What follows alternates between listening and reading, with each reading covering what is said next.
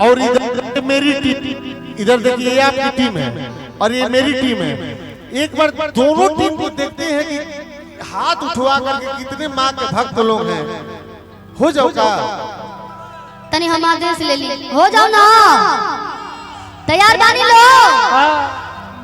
तो जितना लोग हमार संगत देवे वाले बा, माई के बेटा बा, माई के भक्त बा, तुम हाथ उठा। एगो कहावत सुन ले बानी ना का भैया, नारी सब पे भारी। उठा लो भैया, नारी सब पे भारी होली। हमार संख्या हमरा कम दिखता, मेरा संख्या ढेर बाबा, ई मत। लेकिन एगो और बात बा, जब झगड़ा होखे ना तो मेहरारू अकेले काफी होले। क्या बात है, सही बात बा ना। आवे के वही पर तो आप लोग थोड़ा सा एक बार हाथ उठा दी चाची, ठीक बा?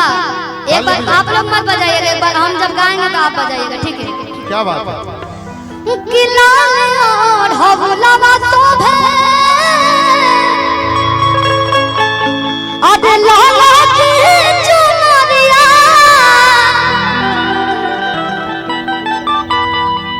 चलिए बड़ा शुभ शुभ मिला तबे आशीर्वाद। ये पुरस्कार नहीं, आशीर्वाद है भैया लोग के। हम शुभ शुभ आशीर्वाद मिलता। रणजीत कोट नेता जी की तरफ से 1100 रुपए का आशीर्वाद।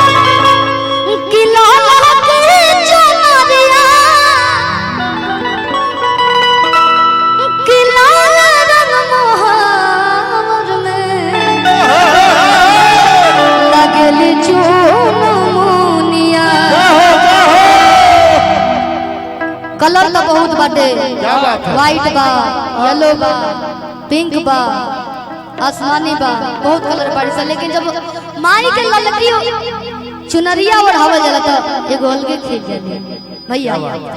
कि लाल रोड हवलवा तो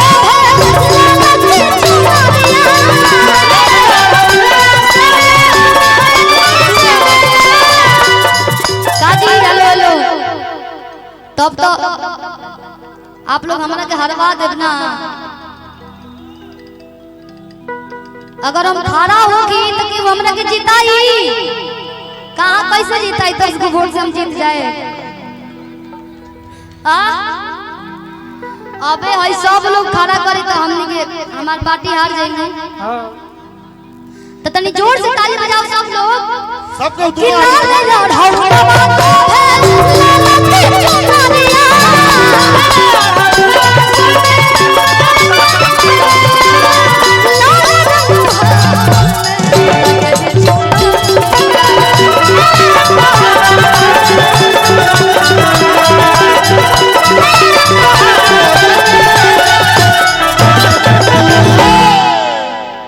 क्या बात है।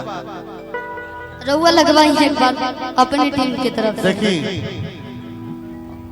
आई सभी लोग अगर माई दुगो हाथ देले बड़ी, महामाई के दरबार में सबके हुआ ही बा, तो दोनों हाथ उठा ले। जेके दुगो हाथ अगर मिले तो वो उठाई जाए, लुल्ला में कहां से उठाई?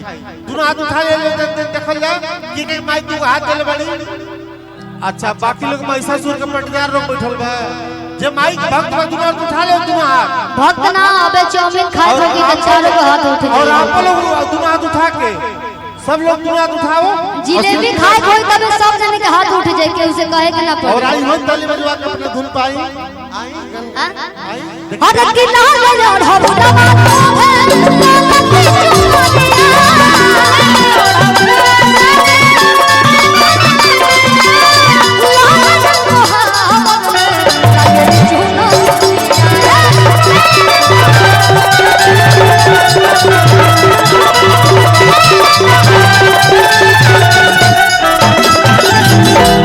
एक बार सब लोग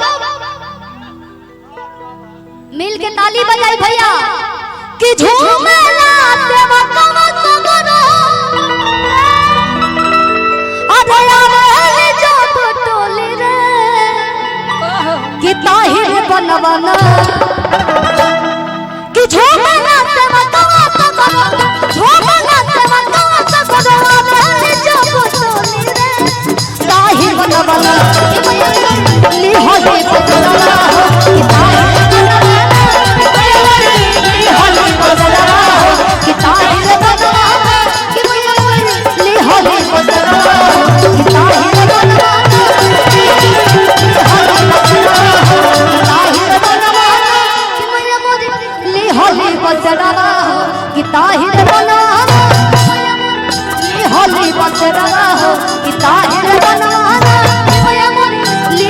बसे दवा हो कि ताहिर मनवा